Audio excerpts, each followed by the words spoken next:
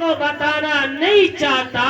بلکہ میں صرف ایک رسم کو بتانا چاہتا ہوں جو رسم اسلامی رسم نہیں ہے، جو طریقہ نبی کا طریقہ نہیں ہے، جو سنت صحابہ کی سنت نہیں ہے، لیکن آج مسلمانوں نے، بالخصوص مسلمانوں نے بڑی مضبوطی کے ساتھ اسے پکڑا ہے، وہ ہے ہمارے معاشرے کا جہیز۔ آج حال یہ ہے کہ ایک شخص 5 وقتوں کی نمازیں بھی پڑھتا ہے، روزے بھی رکھتا ہے، قرآن کی تلاوتیں بھی کرتا ہے، حج پہ بھی جاتا ہے، دین کے کام بھی کرتا ہے، مسجد و محراب کی زینت بھی بنتا ہے، لیکن جب وہ اپنی یا اپنے بچوں کی شادی کرنے جاتا ہے تو انتہائی بے غیرتی کے ساتھ، انتہائی بدباطنی کے ساتھ ببانگے دہل و جہیز کا مطالبہ کرتا ہے۔ جہیز ہمارے معاشرے کا ایک ناسور ہے، ہمارے معاشرے کی ایک لعنت ہے، اور یہ جہیز صرف مسلمانوں کے لیے لعنت نہیں ہے، صرف جو ہے اہل اسلام کے لیے وبال نہیں ہے، بلکہ یہ جہیز اس معاشرے میں رہنے والے، خواہ ہندو ہو، مسلم ہو، سکھ ہو، عیسائی ہو، کسی بھی دھرم کا رہنے والا ہو، ہر دھرم کے لیے، ہر انسان کے لیے یہ جہیز معاشرے کی ایک لعنت ہے، بلکہ ایک دیمک ہے جو پورے معاشرے کو چاٹ چاٹ کر کے کھوکھلا بنا رہا ہے، انسانوں کا خون چوس رہا ہے، انسانوں کی خون کی ندیاں بہا رہا ہے، لوگوں کی چیخیں نکال رہا ہے، لوگوں کی آہیں نکال رہا ہے، لوگوں کو خودکشیاں کرنے پہ مجبور کر رہا ہے، ایک باپ کو ہارٹ کا مریض بنا رہا ہے، ڈپریشن کا شکار کر رہا ہے، ایک ماں کی نیند کو اڑانے کا سبب بن رہا ہے، وہ ہے ہمارے معاشرے کا جہیز۔ ایک امیر ہے وہ بھی پریشان ہے، ایک غریب ہے وہ بھی پریشان ہے، ایک مسلمان ہے وہ بھی پریشان ہے، ایک ہندو ہے وہ بھی پریشان ہے، ایک سکھ ہے وہ بھی پریشان ہے، کوئی بھی انسان ہو، اگر وہ انسان ہے تو اس تلک اور جہیز کی وبا نے اس کے چین اور سکون کو برباد کر کے رکھ دیا۔ میں اس جہیز کے نقصانات کو کن الفاظ میں بیان کروں، میرے پاس وہ الفاظ نہیں ہے۔ آج electronic media, print media, social media کا دور ہے، ہر انسان خبروں کو پڑھ رہا ہے، ہر انسان خبروں کو دیکھ رہا ہے، ہر انسان حالات کا جائزہ لے رہا ہے۔ میں آپ سے پوچھنا چاہتا ہوں، کیا ہمارے اور آپ کے سامنے یہ خبریں ہیڈ لائن میں نہیں چھپتی ہے، یہ سرخیاں نہیں بنتی ہے کہ اس جہیز کی وجہ سے کتنی بہن اور بیٹیوں نے خودکشیاں کر لی، اس جہیز کی وجہ سے کتنے ہنستے کھیلتے گھر اجاڑ دیے گئے، اس جہیز کی وجہ سے کتنی خوبصورت بیٹیاں، کتنی خوبصورت بیٹیاں بڑھاپے کے عمر کو پہنچ گئی۔ کیا ہماری آنکھوں پر پردہ پڑ گیا ہے؟ ہم نے اپنے کان میں روئی ٹھوس لی ہے، عقلوں پہ پردہ ڈال لیا ہے، یہ خبریں نہیں دیکھ رہے ہیں کہ اس جہیز کی وجہ سے کھلتی ہوئی کلیوں نے ہماری بیٹیوں نے اپنے جسموں پر پیٹرول چھڑک کر کے اپنے آپ کو خاکستر کر دیا۔ کیا ہم یہ نہیں دیکھ رہے ہیں کہ اس جہیز کی وجہ سے کتنی بہن اور بیٹیوں نے سمندروں میں چھلانگ لگا دیا؟ کیا ہم یہ نہیں دیکھ رہے ہیں کہ اس جہیز کی وجہ سے وقت پہ شادی نہ ہونے کی وجہ سے کتنی بہن اور بیٹیوں کو بازاروں میں نیلام کر دیا گیا، ان کی عزتوں کا سودا کر دیا گیا؟ کیا ہم یہ خبریں نہیں دیکھ رہے ہیں کہ اس جہیز کی وجہ سے کتنی بہن اور بیٹیاں اپنے ایمان کو خیر آباد کر چکی ہیں؟ میرے دوستوں اور بزرگوں، میں آپ سے پوچھنا چاہتا ہوں، میری مائیں اور بہنیں بھی میرے سامنے بیٹھی ہیں، میں آپ سے پوچھنا چاہتا ہوں، ان بہن اور بیٹیوں کی تباہیوں کا، ان کی موتوں کا، ان کی خودکشیاں کرنے کا، ان کو جلا دینے کا ذمہ دار کون ہے؟ وہ کون ہے معاشرے کے ظالم و سفاک لوگ؟ وہ کون ہے جو انسانی حلیے میں، انسانی شکل میں بھیڑیے کا لبادہ اوڑھا ہوا ہے؟ وہ کون ہے درندہ جس کی درندگیت کی وجہ سے آج بہن اور بیٹیاں بازاروں میں نیلام کی جا رہی ہیں؟ وہ کون ہے سفاک جس کی وجہ سے بہن اور بیٹیاں خودکشیاں کرتے نظر آ رہی ہیں، اپنے جسموں پر پیٹرول چھڑک کر کے آگ لگاتے نظر آ رہی ہیں؟ وہ کون لوگ ہیں؟ وہ معاشرے کے وہ لوگ ہیں، ہاں وہ ایک مسلمان ہو، ایک ہندو ہو، ایک سکھ ہو یا عیسائی ہو، معاشرے کے وہ ظالم لوگ ہیں جو اپنے یا اپنے بچوں کی شادی میں انتہائی بے باکی سے جہیز کا ڈیمانڈ کرتے ہیں۔ یہ انسان نہیں ہے، یہ انسان کے حلیے میں، یہ انسان کے لبادے میں یہ بھیڑیاں ہیں، یہ درندے ہیں جو بیٹیوں کا خون چوس رہے ہیں، جن بہن اور بیٹیوں کی یہ ہاتھیں مہندیوں سے رنگین ہونے چاہیے، اس سے پہلے انہیں پھانسی کے پھندوں پہ لٹکنے پہ مجبور کر رہے ہیں۔ یہ ہمارے معاشرے کے وہ باوقار لوگ ہیں، وہ پڑھے لکھے لوگ ہیں جو اپنے بچوں کی شادی میں ساری شرم و حیا کے پردوں کو چاک کر کے اپنے آپ کو ایک بے غیرت بنا کر کے جہیز کا ڈیمانڈ کرتے ہیں۔ اللہ نے ہمیں عقل دی ہے، ہمیں سوجھ بوجھ دیا ہے، ذرا ہم سوچے تو صحیح کہ ہم کس بنیاد پہ ایک لڑکی کے باپ سے جہیز کا ڈیمانڈ کرتے ہیں، کیسے ہم مانگتے ہیں،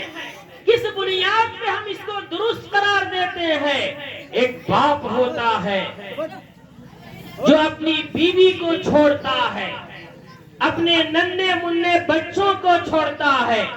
اپنے گھر بار کو چھوڑتا ہے، اپنے وطن کو چھوڑتا ہے اور اپنے وطن سے باہر جاتا ہے، بدیشوں میں جاتا ہے اور جا کر کے خون پسینہ ایک کر کے محنت مزدوری کر کے لوگوں کی ڈانٹ اور پھٹکار سن کر کے ساری قربانیاں دے کر کے 10-20 سال کا عرصہ باہر گزارتا ہے اور 10-5 لاکھ روپے اکٹھا کر کے جب وہ گھر پہ آتا ہے اور اپنی بچی کی شادی کرنے جاتا ہے تو 20-25 سال کی جمع کی ہوئی پونجی کو سیکنڈوں میں لڑکے کے حوالے کر دیتا ہے۔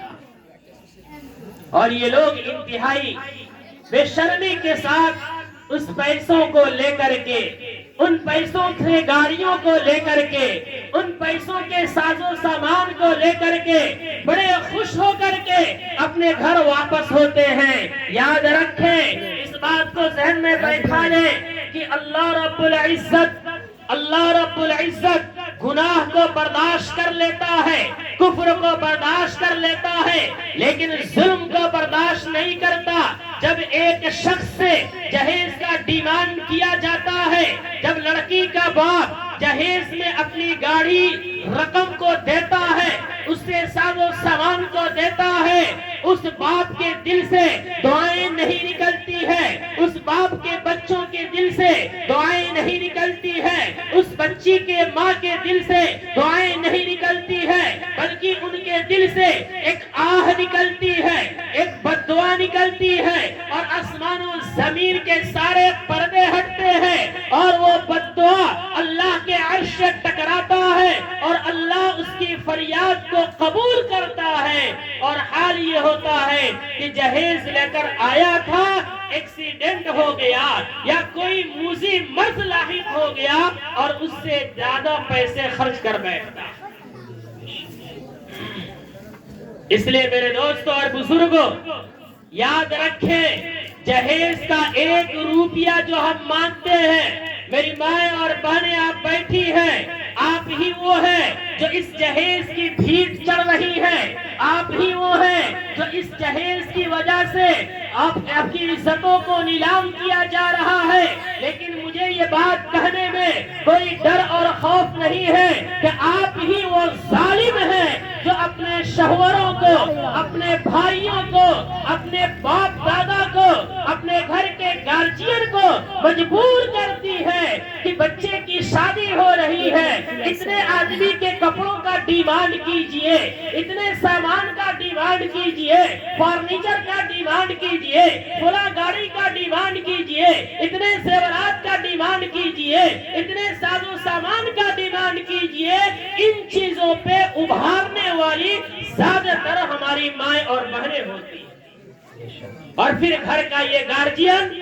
انتہائی بزدلی کا ثبوت دیتے ہوئے ان عورتوں کی باتوں میں پڑھ کر کے لڑکی کے باپ سے جہیز کا ڈیمانڈ کرتا ہے۔ میرے دوستوں اور بزرگوں، جہیز کا گناہ یہ اتنا بڑا گناہ ہے، یہ اتنا بڑا وبال ہے کہ اگر ایک آدمی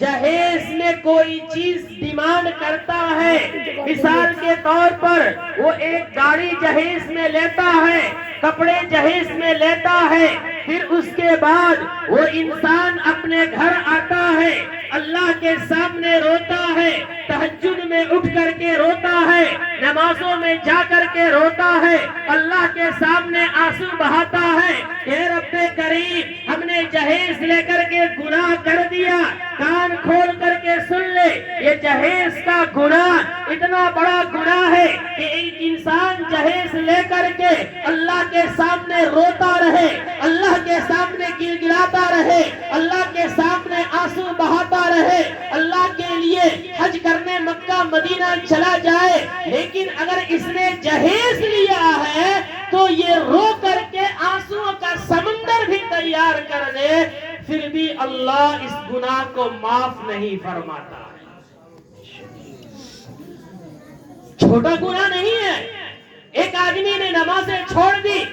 ایک آدمی نے روزہ چھوڑ دیا، ایک آدمی نے زنا کر لیا، ایک آدمی نے بدنگاہی کر لی، ایک آدمی نے اللہ کی عبادتیں نہیں کی، یہ ایسا گناہ ہے کہ اگر اس نے توبہ کیا، اللہ کے سامنے رویا، گر گرایا تو امید ہے کہ اللہ معاف کر دے گا۔ لیکن ایک شخص جو 5 وقتوں کا نمازی بھی ہے، حاجی بھی ہے، جماعتی بھی ہے، مولوی صاحب بھی ہے، دین کا داعی و شیدائی بھی ہے، لیکن یہ جہیز میں 1 روپیہ لیتا ہے اور لے کر کے رات و دن آنسو بہائے، خدا پاک کی قسم اس کے اس گناہ کو اللہ معاف نہیں فرماتا۔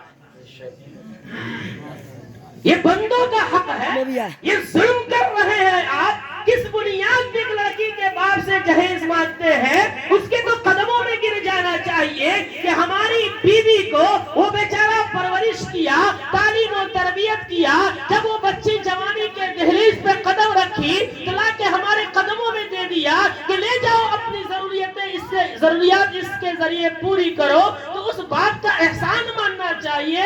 لیکن انسان اس باپ پہ ظلم کرتا ہے، احساس دلاتا ہے کہ تو نے بیٹی کیوں پیدا کی۔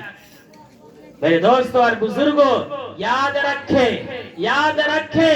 آج ہمارے گھروں میں جو تباہیاں آ رہی ہے، جو آفتیں آ رہی ہے، جو پریشانیاں آ رہی ہے، اسی ظلم کا نتیجہ ہے جس کی وجہ سے یہ پریشانیاں آ رہی ہے۔ ہمارے اور آپ کے نبی جناب محمد الرسول اللہ صلی اللہ علیہ وسلم نے یہ حدیث بیان فرمائی تھی کہ آپ نے کہا تھا کہ اے انسانوں، تم نکاح کو، شادی وواہ کو اتنا آسان بنا دو کہ زنا مشکل ہو جائے، گناہ کا کام کرنا مشکل ہو جائے۔ لیکن آج اپنے معاشرے کا جائزہ لے کہ ہم نے شادیوں کو جہیز کے ذریعے، تلک کے ذریعے، ڈالا کے ذریعے، ساز و سامان کے ذریعے، کپڑوں کے ڈیمانڈ کے ذریعے اور نہ جانے کیسے کیسے خرافات کے ذریعے شادی کو، نکاح کو، بیاہ کو اتنا مشکل بنا دیا کہ زنا آسان ہو گیا ہے۔ اللہ نے ہمیں اور آپ کو عقل عطا کی ہے، سمجھ عطا کی ہے، ذرا اس کا ہم استعمال کریں اور زندگی ہے سمجھنے کی کوشش کریں، ورنہ جس دن اس جسم سے روح نکلے گی ہر ایک کو مرنا ہے۔ ایک مسلمان ہے وہ بھی مرے گا، ایک ہندو ہے وہ بھی مرے گا، ایک سکھ ہے وہ بھی مرے گا، ایک عیسائی ہے وہ بھی مرے گا، ایک گنہگار ہے وہ بھی مرے گا، ایک نیکوکار ہے وہ بھی مرے گا، سب کو مرنا ہے۔ ذرا سوچے کہ جب ہمارے جسم سے روح نکلے گی اور ہم اپنے رب کے سامنے جائیں گے اور ہمارا رب اس گناہ کے بارے میں پوچھے گا تو ہم کیا جواب دیں گے؟ کوئی جواب بن پائے گا؟ اس لیے اللہ نے آج عقل دی ہے، دماغ دیا ہے، ہم اسے سمجھنے کی کوشش کریں۔ ذرا عقل کے اعتبار سے بھی اگر ہم سوچیں گے تو ہرگز جہیز کا ڈیمانڈ نہیں کریں گے۔ آئیے ذرا سمجھنے کی کوشش کرتے ہیں۔ ایک باپ ہوتا ہے، ایک باپ ہوتا ہے جس کے گھر ایک بیٹی پیدا ہوتی، وہ باپ اپنی اس بیٹی سے بے پناہ محبت کرتا ہے، اس کو اپنے سینے سے چمٹا کر کے رکھتا ہے، نظروں کے سامنے رکھتا ہے، اس کی حفاظت کے لیے باہر نہیں جاتا ہے، اس کی تعلیم پہ، تربیت پہ، اس کی صحت پہ ہزاروں اور لاکھوں روپیہ خرچ کر ڈالتا ہے۔ اگر اس کے بیٹی کے جسم پہ کوئی پھوڑا نکل جائے، کوئی زخم نکل جائے تو یہ باپ اس زخم کے نشانات کو ختم کرنے کے لیے لاکھوں روپیہ خرچ کر ڈالتا ہے تاکہ اس کی بیٹی جیسے باطن کے اعتبار سے خوبصورت ہے ظاہر کے اعتبار سے بھی خوبصورت ہو جائے۔ پھر اتنی لاڈ اور پیار کے بعد جب وہ بچی جوانی کے دہلیز پہ قدم رکھتی ہے تو اس کا باپ قریہ در قریہ، گاؤں در گاؤں، شہر در شہر، خطہ در خطہ، محلہ در محلہ گھومتا ہے، چکر کاٹتا ہے اور ایک اجنبی شخص کو تلاش کر کے لاتا ہے اور اس کے ساتھ اپنی بیٹی کا، اپنے نور نظر کا، اپنے لخت جگر کا، اپنے دل کے ٹکڑے کا بیاہ کر دیتا ہے، نکاح کر دیتا ہے۔ ذرا سمجھنے کی کوشش کیجئے گا۔ پھر وہ لڑکی اپنے اس اجنبی شوہر کے ساتھ اس اجنبی خاندان میں چلی جاتی ہے، چند دن اس گھر کا مہمان رہتی ہے، چند دن اس گھر میں اس کی عزت کی جاتی ہے، چند دنوں کے بعد وہ لڑکی اس گھر کا باورچن بن کے سارے خاندان کے لیے کھانا بناتی ہے، اس گھر کا دھوبن بن کے سارے گھر کے کپڑے دھوتی ہے، اس گھر کی نوکرانی بن کے سب کی نوکرانی کرتی ہے، اس گھر کی خادمہ بن کے سب کی خدمتیں کرتی ہے، اس گھر کی دایا بن کے اس انسان کے بچوں کا پیشاب پیخانہ صاف کرتی ہے۔ ان تمام قربانیوں کے ساتھ ساتھ وہ اپنے شوہر کو، اپنے خاوند کو ہمیشہ راضی کرنے کی تاک اور فراق میں لگی رہتی ہے۔ علی معاشرہ اب میں کہنے جا رہا ہوں، خلاصہ کلام یہ ہے کہ جسے ہم بیاہ کر کے لاتے ہیں، نکاح کر کے لاتے ہیں، وہ ایک وقت میں خادمہ بھی ہوتی ہے، نوکرانی بھی ہوتی ہے، دھوبن بھی ہوتی ہے، باورچن بھی ہوتی ہے، دایا بھی ہوتی ہے۔ اتنے سارے مفاد، اتنے سارے منافع اس ایک لڑکی سے جڑے ہوتے ہیں، لیکن اس کے باوجود، ان تمام منفعتوں کے باوجود جب اسی لڑکی سے ہمارے معاشرے کا انسان، پڑھا لکھا انسان، انجینئر اور ڈاکٹر انسان، ٹیچر انسان جب شادی کرنے جاتا ہے تو انتہائی ظالمانہ رویہ اختیار کرتے ہوئے اس لڑکی کے باپ سے کہتا ہے کہ تیری لڑکی پسند ہے، سب کچھ اچھا ہے، لیکن میں شادی اسی وقت کروں گا جب ہمیں جہیز میں 4 ویلر مل جائے، 2 ویلر مل جائے۔ پوری زندگی بھیک مانگ کے کپڑے پہنے تھے، آج بچے کی شادی ہو رہی ہے، ہمارے گھر میں 10 آدمی ہے، 10 آدمی کے بہتر برانڈیڈ کپڑے مل جائے، برانڈیڈ جوتے اور چپل مل جائے اور اتنے تھن زیورات مل جائے، یہ تمام ڈیمانڈ کرتا ہے اور کہتا ہے کہ ان ڈیمانڈ کو پورا کرو گے تو تمہاری بچی سے شادی کریں گے ورنہ شادی نہیں کریں گے۔ بتائیے یہ کیا ہے؟ یہ انسانیت ہے، یہ ہمدردی ہے، یہ دوستی ہے، یقیناً یہ انسانیت سے گھری ہوئی بات ہے۔ میں آپ سے ایک بات کہنے جا رہا ہوں، یہ بات تلخ ہے، مجھے معاف فرمائیے گا۔ ہمارے معاشرے کے اندر ایک فقیر تو وہ ہوتا ہے جو انتہائی بوسیدہ لباسوں میں ہوتا ہے، پراگندہ بالوں میں ہوتا ہے، پھٹے پرانے کپڑوں میں ہوتا ہے، کاسے گدائی یعنی بھیک کا کٹورا ہاتھ میں لیتا ہے اور لے کر کے ہمارے سامنے آتا ہے اور یہ کہتا ہے اللہ کے نام پہ 1 روپیہ دے دو۔ ہم خوشی سے اپنے جیب سے 1 روپے کا سکہ نکالتے ہیں، اس کے کٹورے میں پھینک دیتے ہیں۔ میں کہنے جا رہا ہوں، مجھے معاف کیجئے گا کہ وہ بھکاری جو بوسیدہ لباسوں میں، پراگندہ بالوں میں، پھٹے پرانے کپڑوں میں جو بھیک مانگ رہا ہے، یہ بھکاری اچھا ہے، یہ بھکاری بہتر ہے، بلکہ اس سے بڑا اور انٹرنیشنل بھکاری ہے وہ انسان جو انتہائی عمدہ کپڑے زیب تن کرتا ہے، عمدہ گاڑیوں میں سوار ہوتا ہے، عمدہ پرفیوم لگاتا ہے، بڑے ٹھاٹ باٹ کے ساتھ، بڑے حساس ہو کر کے لڑکی کے دروازے پہ جاتا ہے اور کھانا کھاتا ہے، دوستی کا ہاتھ بڑھاتا ہے اور پھر آخر میں کہتا ہے کہ رشتہ تو منظور ہے لیکن جہیز کی یہ فہرست ہے، یہ فہرست پوری کر دو گے تو کریں گے ورنہ تو نہیں کریں گے۔ خدا پاک کی قسم کھا کے کہتا ہوں، دنیا کہے یا نہ کہے، کوئی مانے یا نہ مانے، کوئی تسلیم کرے یا نہ کرے، میں کہتا ہوں کہ یہ انٹرنیشنل بھکاری ہے جو دوسروں کے سامنے یعنی لڑکی کے باپ کے سامنے بھیک کا کٹورا پھیلاتا ہے اور بھیک کے شکل میں جہیز مانگتا ہے۔ باتیں تلخ لگ رہی ہوں گی، کڑوی لگ رہی ہوں گی، میں جب یہ بیان کرتا ہوں تو کچھ لوگ کہتے ہیں کہ مولانا آپ بڑا سخت جملہ بولتے ہیں، بڑا سخت لب و لہجہ اختیار کرتے ہیں۔ میں پوچھنا چاہتا ہوں، اے جہیز کے لینے والے ظالموں، کیا تمہارا دل کانپ نہیں جاتا؟ اس وقت تمہارے رونگٹے کھڑے نہیں ہو جاتے جب تمہارے جہیز کے ڈیمانڈ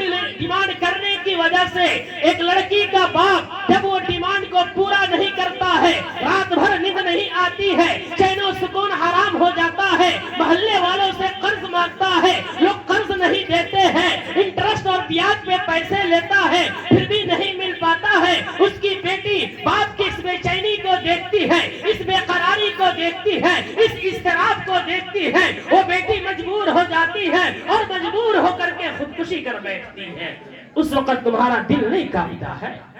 کہ تمہارے اس عمل کی وجہ سے ایک بیٹی جو بیوی بن سکتی تھی، جو ماں بن سکتی تھی، جو بہو بن سکتی تھی، جس کے گود میں ہنستے کھلتے بچے پیدا ہو سکتے تھے، تمہارے جہیز کے ناجائز بھیک کا ڈیمانڈ کرنے کی وجہ سے وہ بچی خودکشی کر بیٹھتی ہے، اپنے جسموں پر پیٹرول چھڑک لیتی ہے یا پھر وہ بھاگ کر کے ناجائز رشتے کر بیٹھتی ہے۔ ان صورتحال کو دیکھ کر کے تمہارا روح نہیں کانپتا، تمہارے دل میں ڈر پیدا نہیں ہوتا اور ہم جہیز لینے والے کو ظالم اور صفاق کہتے ہیں، تمہیں برا لگتا؟ میرے دوستوں اور بزرگوں، یہ بڑا خطرناک معاملہ ہے،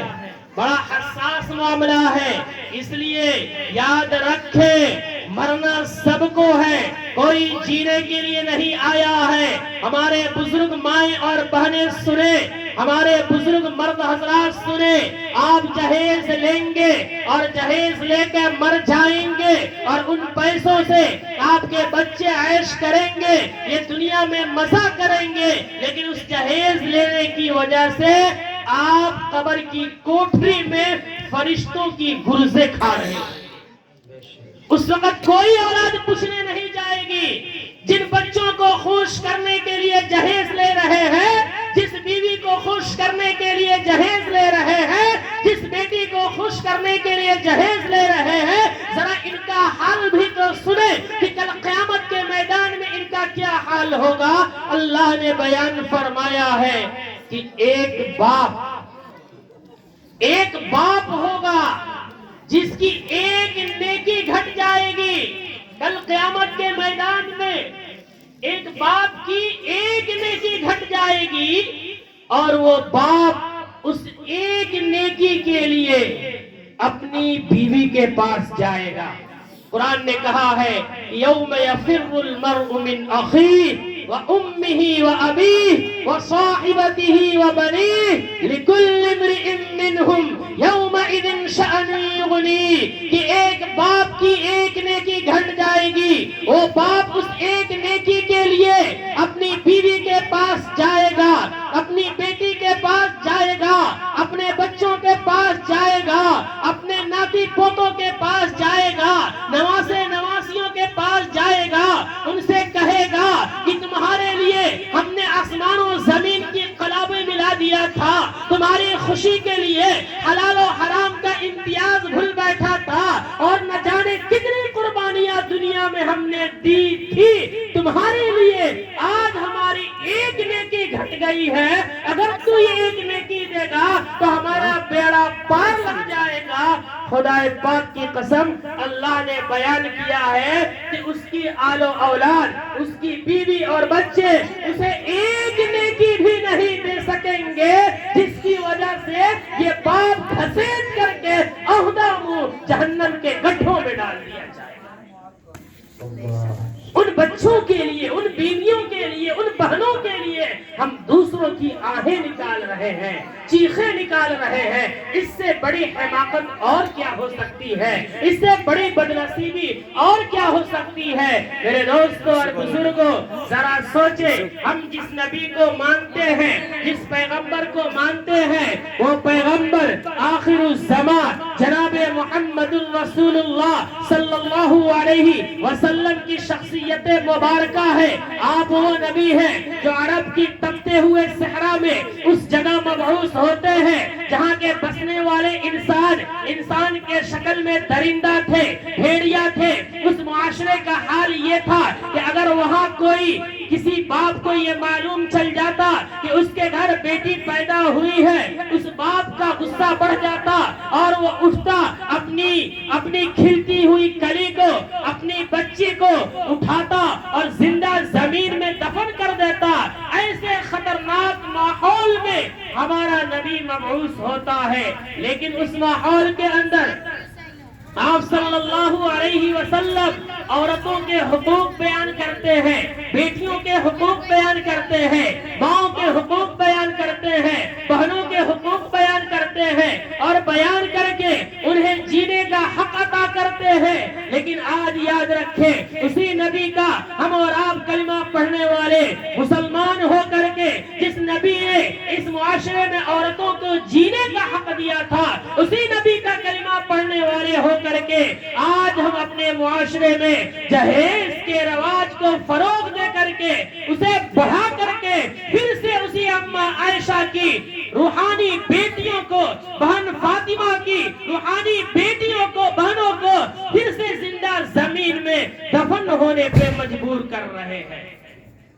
ذرا سوچے کہ کل قیامت کے میدان میں اگر ہمارا پیغمبر ہمارا گریبان پکڑ کر کے پوچھے گا کہ میں دنیا میں گیا تھا تو عورتوں کو جینے کا حق عطا کیا تھا، لیکن تم دنیا میں رہ کر کے میرا کلمہ پڑھنے والے ہو کر کے، میرا نام لینے والے ہو کر کے تم نے معاشرے میں جہیز جیسے ملعون رسم کو فروغ دیا، جس کی وجہ سے ہماری بہن اور بیٹیاں مرنے لگی، آخر اس کا حق تم کو کس نے دیا؟ بتائیے، کوئی جواب بن پائے گا؟ کوئی جواب نہیں بن پائے گا۔ اس لیے میرے دوستوں اور بزرگوں، اللہ نے زندگی دی ہے، آج ہم باقی ہیں تو سنورنے کا، سدھرنے کا موقع ہے۔ اس لیے آج ہم اور آپ اس خوبصورت پروگرام میں یہ عزم کریں، مکمل عزم کریں اور مردانگی کا ثبوت دیتے ہوئے آج ہم یہاں عزم عزم کرے, ہاتھ اٹھا کر کے عزم کرے. آپ جتنے لوگ ہیں تمام ہاتھ اٹھائے,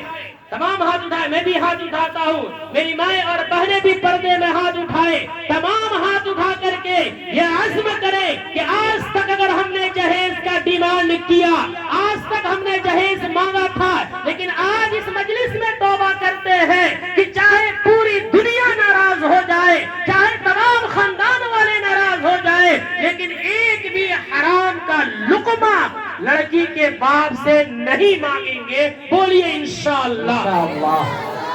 اگر آپ نے یہ کام کر لیا تو یقین مانیے اللہ آپ کو دنیا میں بھی کامیاب کرے گا, آخرت میں بھی کامیاب کرے گا. یاد رکھیں اللہ نے جوانی دی ہے, طاقت دی ہے, قوت دی ہے, اللہ نے علم دیا ہے, پوری زندگی اپنی محنت کی کمائی کا کھاتے ہیں. ایک دن کسی کے باپ سے حرام کا لقمہ لے لیں گے, چند گاڑیاں لے لیں گے, چند سامان لے لیں گے, چند کپڑے لے لیں گے, تو اس سے ہماری زندگی نہیں سنور سکتی ہے. جب نہیں سنور سکتی ہے تو پھر وہ گناہ کیوں کریں گے, کیوں نہ صبر کریں گے کہ اللہ اس صبر کی وجہ سے ہمارے رزق کے دروازوں کو کھول دے گا. انشاءاللہ ضرور کھولے گا. یہ عزم کرتے ہیں انشاءاللہ. 30 منٹ. تو پہلی چیز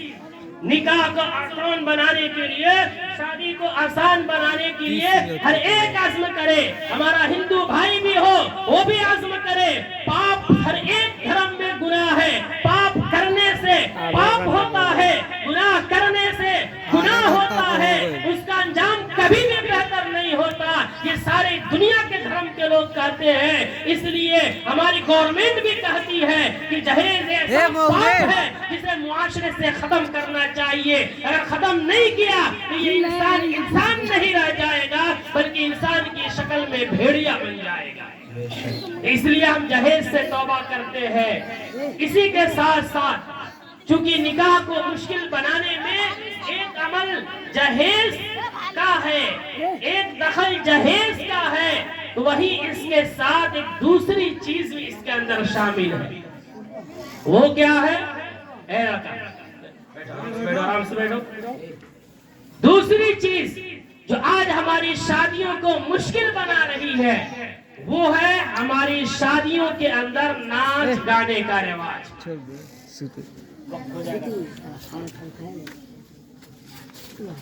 دوسری چیز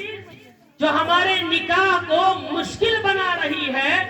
وہ ہے ہمارے معاشرے میں ناچ گانے کا رواج.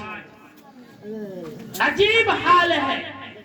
لوگوں کو غور کرنا چاہیے کہ شادی کیوں کی جاتی ہے. شادی اس لیے کی جاتی ہے تاکہ ایک لڑکا اور ایک لڑکی گناہ سے بچ سکے, پاپ کرنے سے بچ سکے. بھائی اسی لیے تو کی جاتی ہے. کسی بھی دھرم میں شادی تو اسی لیے کی جاتی ہے تاکہ معاشرے میں پاپ نہ ہو, معاشرے میں برائی نہ ہو,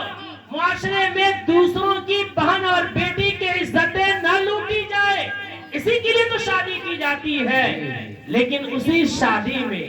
اسی نکاح میں ذرا دیکھیں تو صحیح ہم کیا کر رہے ہیں. ہم آرکیسٹرا منگاتے ہیں, آرکیسٹرا منگاتے ہیں. اس میں کیا ہوتا ہے,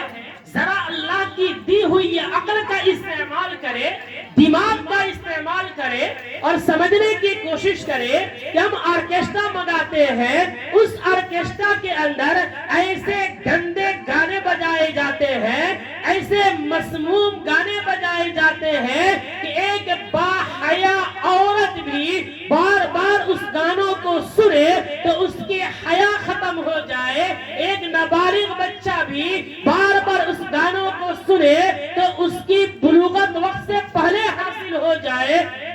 ایسے گانے اس آرکیسٹرا میں بجائے جاتے ہیں. دوسروں کی بہن اور بیٹیاں جو آرکیسٹروں میں ناچتی ہے, جو ناچ میں ناچتی ہے, میرے بھائی, میرے بزرگ, میری مائیں اور بہنیں, وہ بھی ہماری اور آپ کی بیٹیوں کی طرح کسی کی بیٹی ہے. جن کے جسموں کو ہم دیکھ کے لطف اندوز ہوتے ہیں, جن کے سروں سے دوپٹہ کھینچتے ہیں, جن کے پیروں میں پازیب کے گھنگرو باندھ کر کے سریعان نچاتے ہیں, جن کے جسموں کو دیکھ کر کے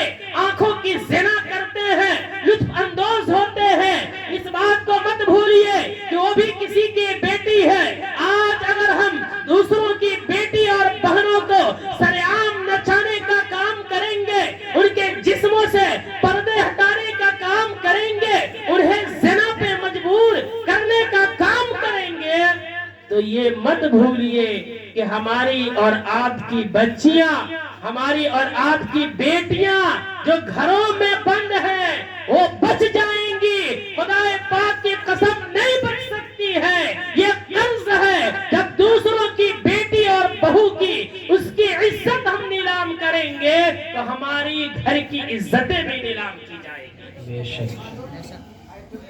نکاح کیا ہے؟ نکاح ایک عبادت ہے.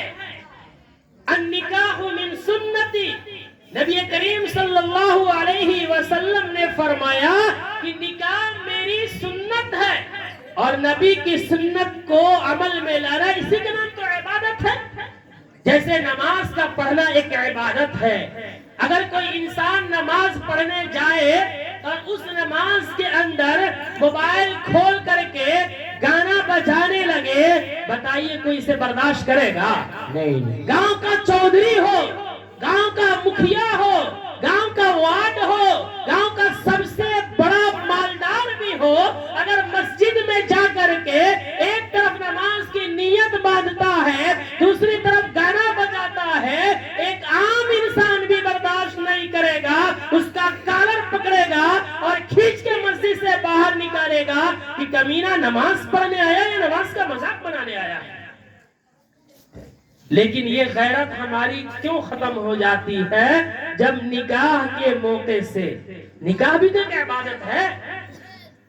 جیسے نماز عبادت ہے، نکاح بھی تو عبادت ہے. جب نماز میں گانا سننے کو ہم ناپسند کرتے ہیں، ہم برداشت نہیں کر سکتے، تو نکاح بھی ایک عبادت ہے. اس عبادت کو انجام دینے سے پہلے یا انجام دینے کے بعد جو ویشیوں کا ناچ نچاتے ہیں، جو عورتوں کو عریا کرتے ہیں، جو ان کے سروں سے دوپٹہ کو کھینچتے ہیں، بتائیے کہ وہ نکاح ہے یا نکاح کا مذاق ہے؟ نکاح کا مذاق ہے. بولے آپ، نکاح کا مذاق ہے کہ نہیں ہے؟ جب وہ نکاح کا مذاق ہے تو اس نکاح سے جو بھی لڑکی بیوی بن کر آئے گی، بہو بن کر آئے گی، بتائیے کہ وہ خیر کے ساتھ آئے گی یا شر کے ساتھ آئے گی؟ شر کے ساتھ ہے. یہی وجہ ہے کہ آج شادی ہو رہی ہے بڑے دھوم دھام سے، بڑے ناچ گانوں کے ساتھ. میری مائیں اور بہنیں بھی سامنے بیٹھی ہیں. یہ وہ قوم ہے جو ایسی شادیوں کے موقع پہ اپنے گارجین کو مجبور کرتی ہے ناچنے کا نظم کرنے پہ، گانے کا نظم کرنے پہ، اور یہ خود ناچتی بھی ہے، گاتی بھی ہے، اور یہ کہتی ہے کہ خوشی کا موقع ہے تھوڑا ناچ لینے دو. ارے بھائی خوشی کا موقع ہے تھوڑا گوبھی اٹھا کے کھا لینا چاہیے. بات تو کڑوی ہے، لیکن خوشی کے موقع سے جب ناچنا صحیح ہو سکتا ہے، خوشی کے موقع سے آپ کا بن ٹھن کے گھر سے باہر نکلنا صحیح ہو جاتا ہے، خوشی کے موقع سے آپ کو بے پردہ ہونا صحیح ہو جاتا ہے، تو جب اتنے سارے غلط کام خوشی کے موقع سے صحیح ہو جا رہے ہیں تو تھوڑا کھانے میں بھی ملا لینا چاہیے، وہ بھی صحیح ہو جاتا. لیکن وہ صحیح نہیں ہوتا ہے. میرے دوستوں اور بزرگوں، میں یہ کہہ رہا تھا کہ ان طریقوں سے، یعنی ناچ گانوں کے ساتھ جو نکاح کرتے ہیں اور اس نکاح کے ساتھ جو بیٹی کو بہو یا بیوی بنا کر لاتے ہیں، یاد رکھیں جب وہ آتی ہے، کیونکہ نکاح نہیں ہوا، یہ نکاح کا مذاق ہوا. جیسے نماز میں گانا سننے والا نماز کا مذاق کر رہا ہے، اس نماز کو اس کے منہ پر مار دیا جائے گا. ایسے ہی ناچ گانوں کے ساتھ نکاح کرنے والا یہ نکاح کا مذاق کر رہا ہے. اس نکاح سے جو لڑکی بہو یا بیوی بن کر آتی ہے وہ سکون کے ساتھ نہیں آتی ہے، وہ بے چینی اور بے قراری لے کر آتی ہے. پھر حال یہ ہوتا ہے کہ چند دنوں کے بعد شوہر پہنچتا ہے مولوی صاحب کے پاس، سسر پہنچتا ہے مولوی صاحب کے پاس، ساس پہنچتی ہے مولوی صاحب کے پاس، دیور پہنچتا ہے مولوی صاحب کے پاس. یار جب سے گھر میں شادی ہوئی ہے تب سے چین سکون ختم ہو گیا ہے. کوئی تعویذ بنا دو، کوئی وظیفہ بتا دو کہ اس کو ہم کر لیں تو ہمارے گھر میں چین سکون پیدا ہو جائے. میرے دوستو، खुदाए पाक की कसम खा के कहता हूं कि अगर मौलवी साहब तावीज ही ना बनाए, पूरे दुनिया का कुरान, पूरी दुनिया की अहादीस की किताबें, दीनी किताबों को इकट्ठा करके एक तावीज बना दे और उसको लाके हम गले में लटका ले या घर में लटका दे, तो भी हमारे घर में चैन और सुकून पैदा नहीं हो सकता।